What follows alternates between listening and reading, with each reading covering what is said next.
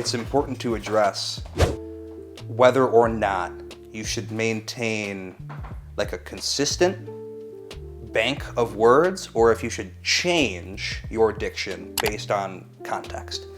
And I think, personally, I think that your diction should always be the same. It should always be rooted in your values and who you are, and your diction should always be kind. It should always be empathetic. It should always be focused on moving towards success and progress. And if it's professional, if it's personal, if it's semi-professional, if it's any of those environments, it's always the same. It's always the same. I try not to say the word hate, because hate is an emotion that I don't want to add to my diction lexicon. I don't want it there. I don't want it. Like, it's there and it should be there, but I don't want it to be like a default word for me. I don't like that.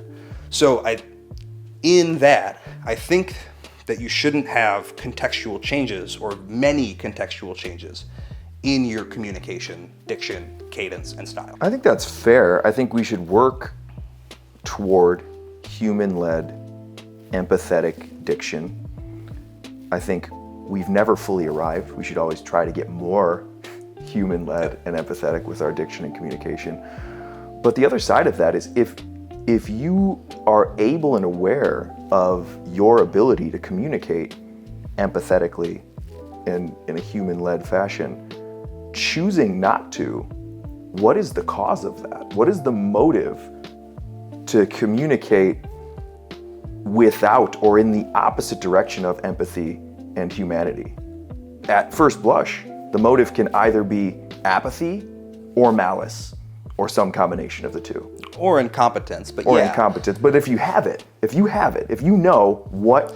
I guess it wouldn't be incompetence. Right, if I say I know what my version of communicating empathetically is, and I can always get more empathetic, right? Everybody should work on it. But if I say I know what this version is for me, and then I choose not to, it's either apathy or malice. Like, if I get worked up, if the H word creeps in and I start to feel a little bit of that bubbling up, whether I say it or not, every human's liable to pop off a little bit, raise your voice, get a little aggressive. Hey, this guy cut me off, give him one of these. Yeah. But that's malice or apathy. It's one of the two. You either don't care or you don't like it. Yeah, and I think measuring your diction and saying these are the words that I like to use, I think that is a vehicle for shaping your perspective on how you view things. Like, for example, the H word, we'll go back to that.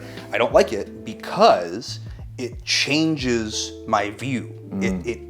The word itself existing in my lexicon changes the way that I view the world.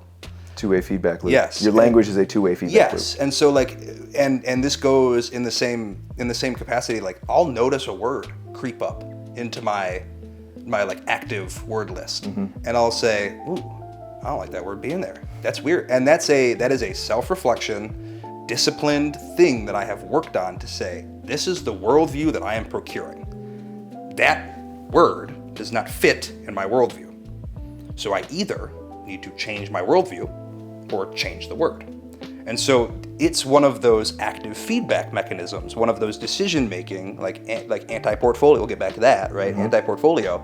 It's one of those things where you've reached a decision point. And so now you have to change. And the one thing you can't do is not change.